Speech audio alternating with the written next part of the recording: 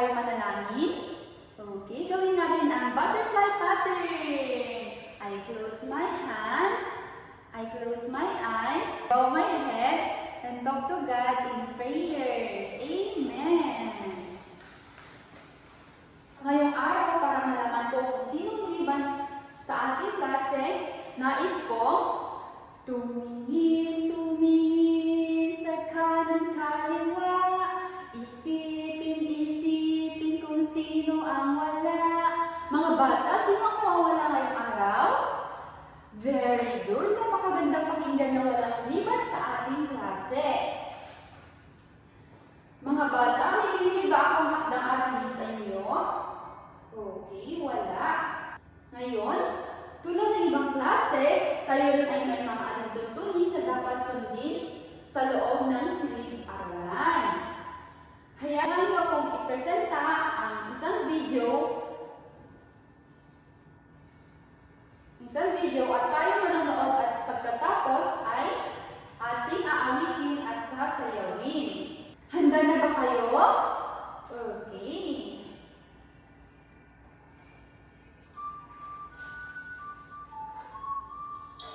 Follow the rules, I can follow the rules, and we'll have a good day when we follow the rules.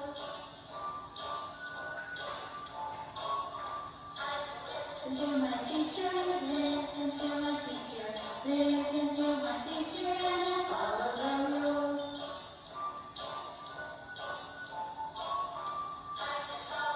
Directions, follow the directions, follow the directions, and I'll follow the rules.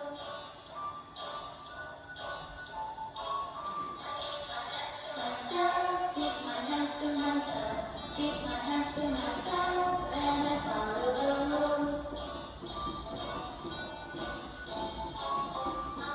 Nice to everybody, nice to everybody, nice to everybody, and I follow the rules.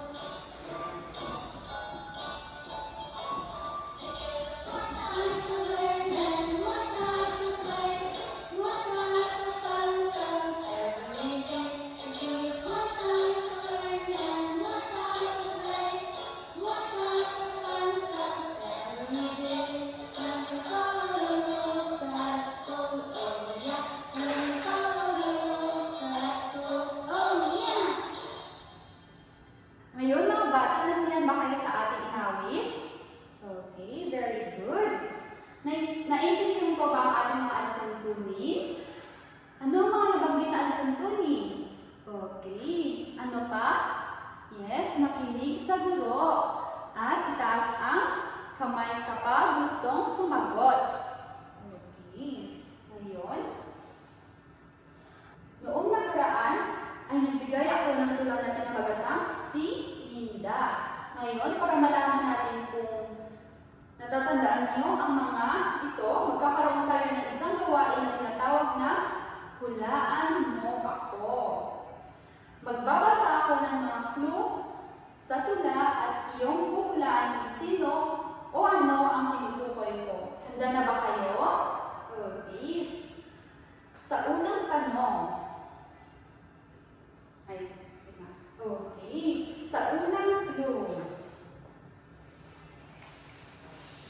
ako ang taong mahal ang kaniyang pamilya. Sino ako sa tula? Very good. Si Minda. At ang dalawang clue, ako ay isang simpleng salita sa tula na nagsisimula sa letrang M. At ako ang tawag sa nanay. Sino ako sa tula? Okay, very good. Mama. At ikatlong clue. Isa pang salita na nagsisimula sa letter M. Katangian nito ni Minda. Ano ang mga ito? Okay, very good. Ito ay mabait at masipag. Magaling mga bata. Ano naman ang napansin nyo sa mga sagot nyo? Okay, lahat po ay nagsisimula sa letrang M. At ano ang tunog ng letrang M? Very good. Ito ay ulitin nga.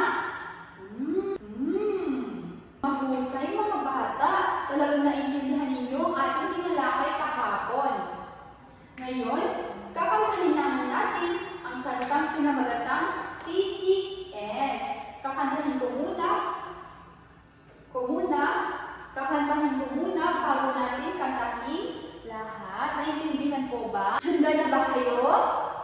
Okay. Ngayon naman ay aawitin natin ang tunog ng letter S. Sabayin niyo ako sa pag-awit.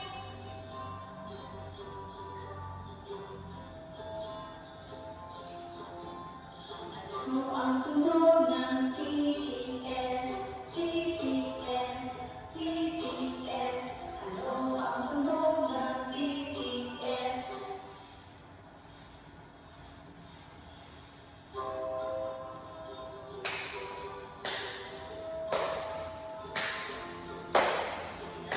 Ang tunog ng TTS, TTS, TTS. Ano ang tunog ng TTS?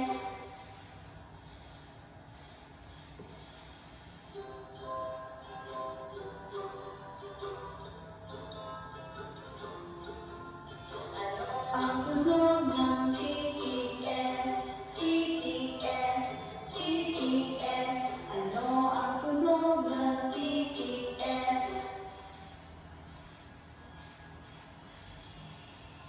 Magaling mga bata, nasiyahan ba kayo sa pag-awit? Anong titik ang makikita sa pamagat ng awitin? Very good, ito ay TTS. At ano naman ang tunog nito? Magaling, ito ay ulitin nga ninyo.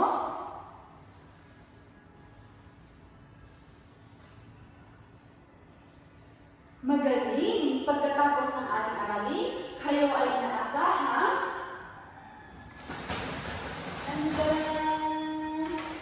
una, tukuyin ang mga salitang nagsisimula sa TTS. At ikalawa, aktibong makilahok sa mga pangkatang gawain na nagpapakita ng sigasig at pagtutulungan sa pagtukoy at pagbigkas ng mga salita na may tunog na S at pangatlo, bigkasin ang tunog S at tukuyin ang mga posisyon nito sa mga salita.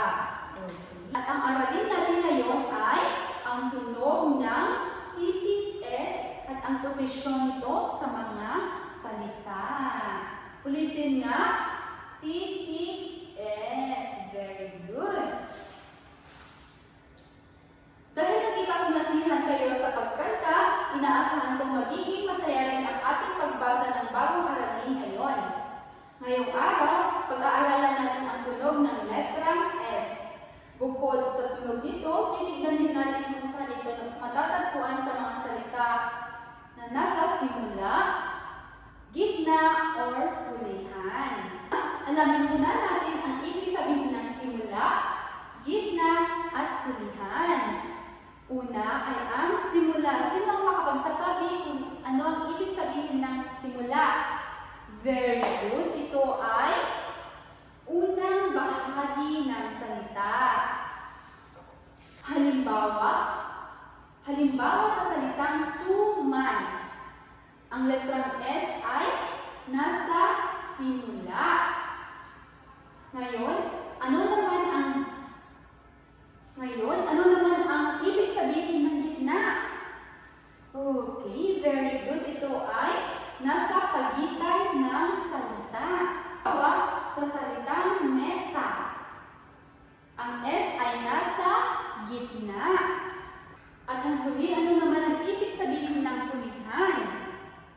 Magaling, ito ay ang huling bahagi ng salita. Halimbawa na lamang sa salitang mais. Ang letrang S ay nasa hulihan. Naiintindihan po ba ang pagkakaiba ng simula, gitna, at hulihan? Okay, very good. Ngayon, ating babasahin ang maikling teksto na pinamagatang ang pwesto ni tunog S. Makinig ng mabuti, ha? Ang pwesto ni tunog S. Nasa simula si S sa salitang suha.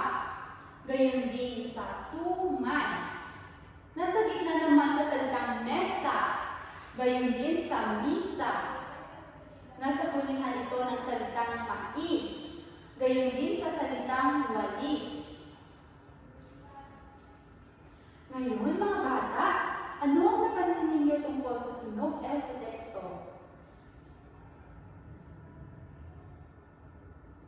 Mahusay. At ano naman ang mga ito? Very good. Ito ay simula, gitna, at hulihan. Mula sa ating tula, makikita natin ang mga salitang suha, suman, mesa, misa, mais, at walis. Ano naman ang napansin ninyo sa mga salita? Okay, very good. Ito ay may mga tunog na S. Ngunit magkakaiba ang mga pwesto nito sa mga salita. Napapansin niyo po ba? Okay, very good. Ngayon, isa-isahin natin balikan ang mga salita upang makita natin kung ang tunog ng S ay nasa simula, gitna, or hulihan. Handa na ba kayo? Okay.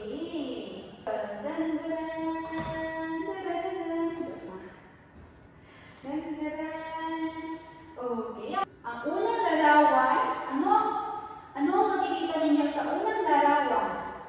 Okay, magaling. Ito ay suha. Nakakain na ba kayo ng suha? O, ano naman ang lasa ng suha? Okay, may maasim at may matamis. Mga bata, tingnan nyo ang salitang ito. Suha. Saan natin matatagpuan ang letrang S? Magaling. Matatagpuan natin ang letrang S sa simula ng salita. Bigkasin na natin. Suha. Magaling, mga bata. Ngayon, dumako naman tayo sa ikalawang larawan.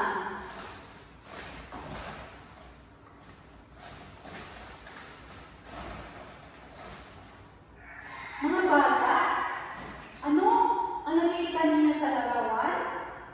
Very good. Ito ay suman or ito ay kakanin. Nakain na ba kayo ng suman? Ano naman ang lasa ng suman? Okay, very good. Ngayon, tignan natin ang salita nasa ibaba nito. Ito ay suman. Basahin na natin ulit. Suman. Saan natin matatagpuan ang letrang S? Magaling. Tulad din ng suha, matatagpuan natin ang letrang S sa simulan ng salita. Naintindihan po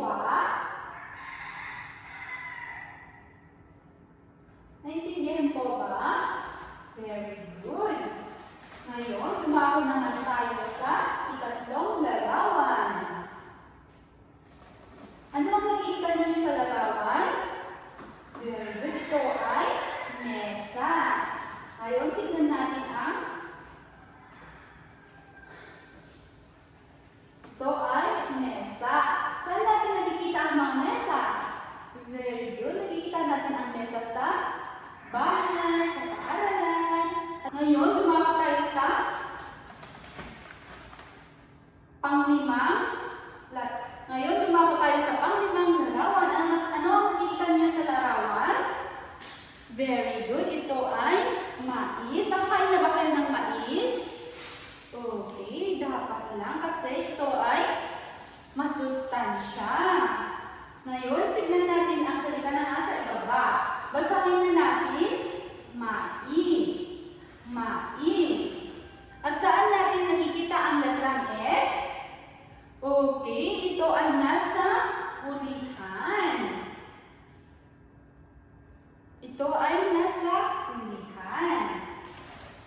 Ngayon, dumako naman tayo sa pinakalas. Panghuling. Okay, dumako naman tayo sa panghuling larawan. Ano ang nakikita ninyo sa huling larawan? Ito ay walis. Mga bata, nag-walis ba kayo sa inyong mga bahay? Very good. Dapat na para matulungan natin ang ating mga magulang. Tignan na natin ang salitang nasa ibaba nito. Basahin natin. Walis. Walis. At saan natin nakikita ang letrang S? Okay, very good. Nakikita natin ang letrang S sa hulihan. Husay mga bata, bigyan na natin ng wonderful clap ang ating mga sarili. Ganito, gagawin ko muna ang inyong gagawin. Gagawin ko muna ang ating gagawin lahat. 1, 2, 3, 1, 2, 3, wonderful! Very good! Naintindihan ba ang ating narinig mga bata? Kailangan natin alamin ang tunog ng mga letra dahil mas madali natin nakikilala ang mga salita at dahil dyan tayo ay magkakaroon ng kumpiyansa sa pagbasa. Kakaroon ng kumpiyansa sa pagbasa. Tama po ba? Very good. Ngayon naman may inihanda siguro na activity. Excited na ba kayo? Very good. Ang pangalan ng ating aktibidad ay Complete Me. May ibibigay ako sa salitang may kulang na letrang S at inyong pupunan ito. Handa na ba kayo? Very good.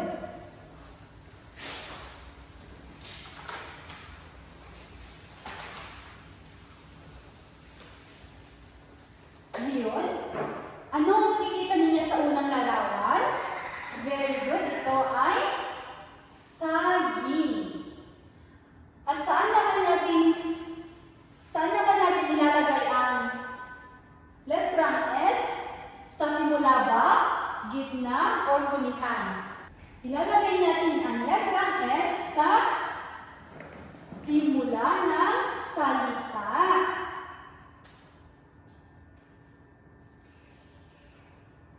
Ngayon, sa ikalawang larawan naman, ano ang pinapakita ng larawan? Okay, ito ay sisil. Saan naman natin ilalagay ang letrang S? Very good. Ilalagay natin ang letrang S sa simula at gitna ng salita.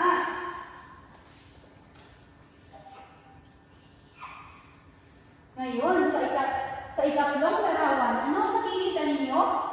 Very good. Ito ay susi. Saan naman natin ilalagay ang letrang S? Very good. Ilalagay natin ang letrang S sa simula at sa gitna ng salita.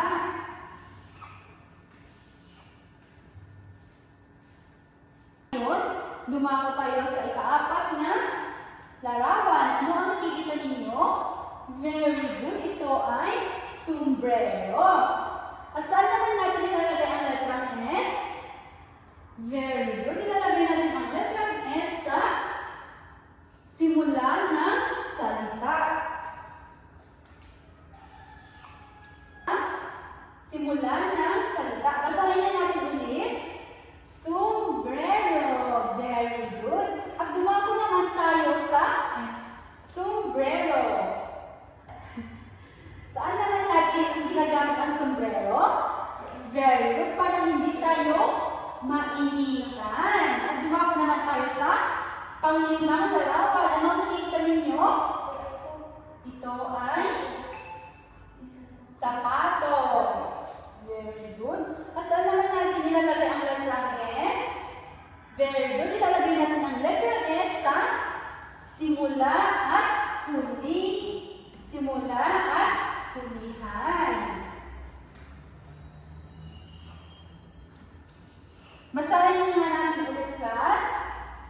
Sapatos. At saan naman natin ginagamit ang sapatos? Very good. Para hindi madumihan ang ating paa at hindi matusok ng mga bagay na matutuli.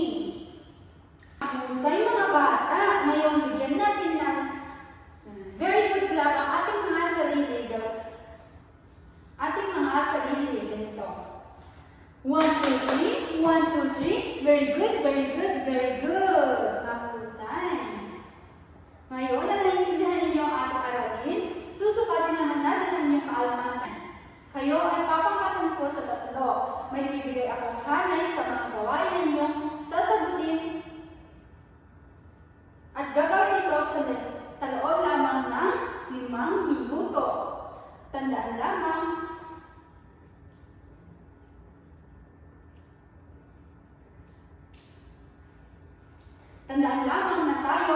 na kayo'y magtulungan, mag-enjoy at huwag maglaro.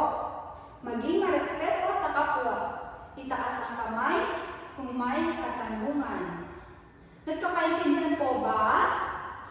May nais po ba kayong itanong? Mabuti kung gano'n. Para naman sa ating rubrics,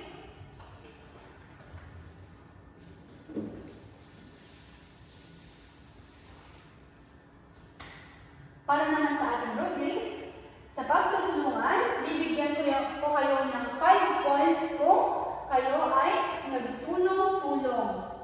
At sa tamang sagot, bibigyan kayo ng 5 points kapag sinagutan ninyo ito ng tama. At 5 points din para sa kaayusan kung maayos niyo itong isinagawa. At sa kabuuan, 15 points. Ayan. Para sa unang grupo, may ibibigay akong 5 salita na may tunog S sa unahan, gitna o hulihan. Iguhit ang bilog sa bahagi ng salita kung saan magtatagpuan ang titik S. Para naman sa ikalawang grupo, sa inyong papel ay may larawan at may nakasulat na malaki at maliit na titik S. I-trace ninyo ang uppercase S at lowercase s ng maayos. At sa ikatlong grupo, sa inyong pangkat ay may mga salita na kulang ang letra. Buuin ninyo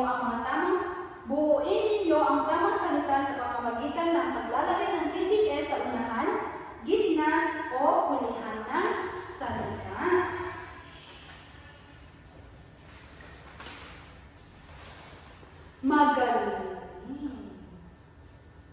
Magaling mga bata, nasagutan ninyo ng tama ang inyong mga gawain.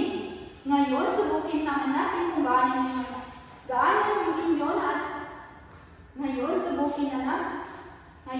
susubukin natin kung gaano ninyo naintindihan ang ating aralin. May dala akong magic box ay ating aralin. May mga katanungan ako at inyong sasagutin. Sa unang tanong, ano ang natutunan ninyo sa inyong aralin? Very good. Natutunan ninyo ang letrang S. Sa ikalawang naman, paano mo ilalakas sa tunay na buhay ang natutunan mo sa aralin? Very good. Magagamit ninyo ito sa pagbasa at pagbigkas ng salita. Sa ikatlong tanong, bakit mahalagang matutunan ang tungkol sa letrang S? Very good. Para mas madali ang pagbasa at very good para madali kayo makabasa at makasulat ng mga salitang may titik S.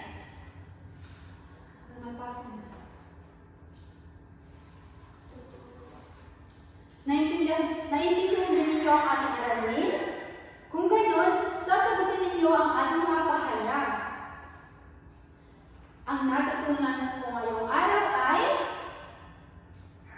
very good. Sa ikalawa naman, bilang mag-aaral sa grade 1, mahalaga ang kumpiyansa sa sarili para yes, very good. Sa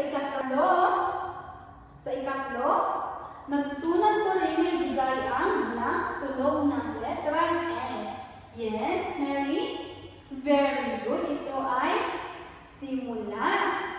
Sa pang-apat naman, nagawa rin namin tukuyin kung saan ang blank ng mga salita. Yes, Shani? Very good. Ito ay posisyon.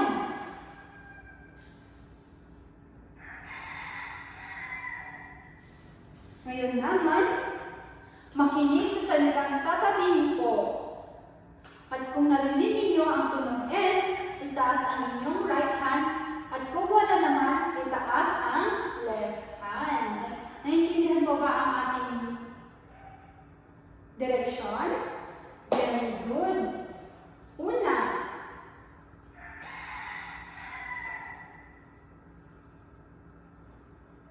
Una, sun. Kalawa, cut. Katlo, soap. Ikaapat, bag. Ikalima, seal. Magaling mga bata. Ngayon naman, dumako tayo. Ngayon, talagang naintindihan. Magaling mga bata, talagang naintindihan niyo ang ating aralin. At para sa inyong takdang aralin, kayo ay magpapatulong sa inyong mga magulang. Maghanap ng tatlong bagay sa bahay na may letrang S sa unahan man, gitna, o hulihan. At isulat ang pangalan ng bawat bagay at iguhit ninyo sa inyong papel. Nagkakaintindihan po ba? Very good. May mga katulungan po ba? Okay, wala. Ngayon, tayo tumayo at let's call it a day.